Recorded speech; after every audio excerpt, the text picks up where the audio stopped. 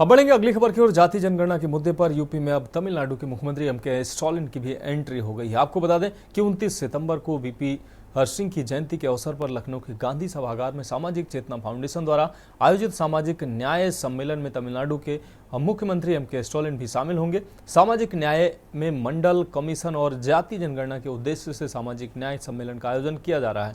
वहीं कार्यक्रम की जानकारी सामाजिक चेतना फाउंडेशन के अध्यक्ष पूर्व न्यायाधीश बी.डी. नकवी ने प्रेस कॉन्फ्रेंस कर दी।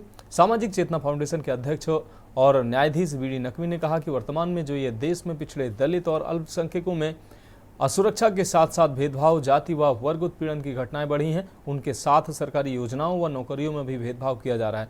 ऐसे दौर में लोगों को सामाजिक न्याय के प्रति जागरूक करने के लिए उनके अंदर जागरूकता की जरूरत है।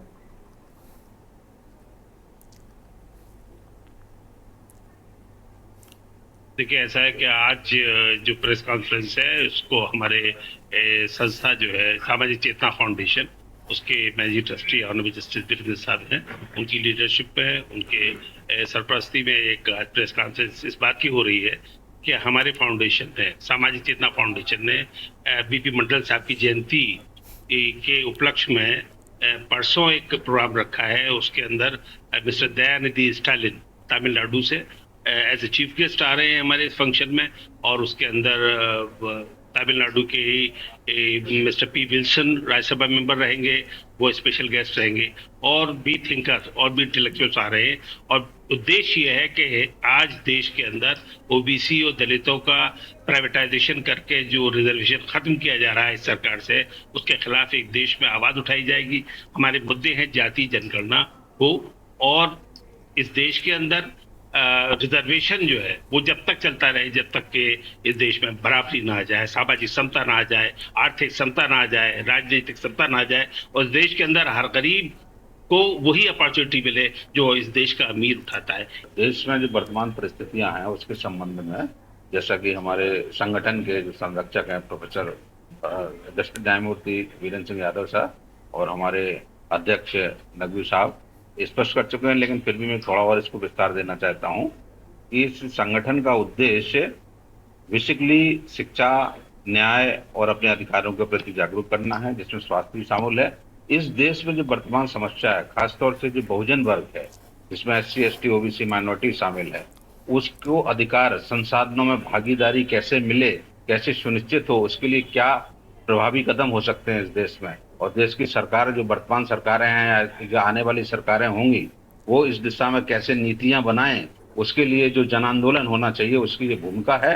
और इसका बेसिक जो फाउंडेशन है वो है कि आप सामाजिक न्याय के लिए सबसे पहले जाति जनगणना कराइए, जो मंडल कमीशन की सिफारिशें हैं उसको पूर्ण रूप लागू कीजिए, तो पूरा उत्तर से दक्षिण, पूरब से पश्चिम हमने अपने न्याय सम्मेलन में समस्त लोगों को आमंत्रित किया है। सामाजिक चेतना फाउंडेशन एक न्यास के रूप में सामाजिक चेतना जागृत करने के लिए, आम पब्लिक को उनके अधिकारों के प्रति जागृत करने के लिए कार्य करती है।